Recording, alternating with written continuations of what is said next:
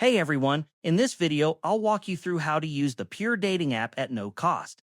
Please note that the app isn't currently accessible in every region, including mine, which is why I can't demonstrate matching or chatting live. Still, I'll guide you through the setup and features so you know what to expect once it's available in your area. When you first open the app, it will ask for your gender and then your orientation, whether you're straight, bisexual, or gay. Next, you'll be prompted to add a profile photo. Keep in mind that Pure doesn't allow images containing texts, so make sure your photo is clear and follows their community guidelines. After that, you'll choose your interests or turn-ons. You can select from the options listed or type in your own to describe the kind of connection or experience you're looking for. Then comes profile verification.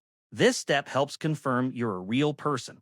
You'll likely need to take a selfie following specific instructions provided by the app to complete verification. You can adjust filters for distance, age range, and preferences. There's also a location display setting that lets you toggle ads from other cities on or off.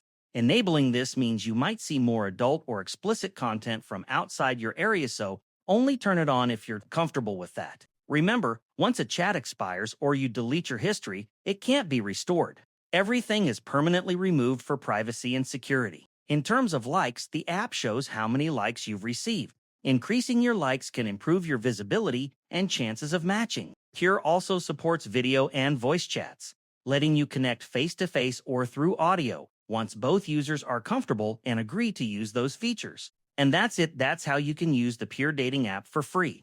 From setting up your profile and preferences to understanding how its core functions work,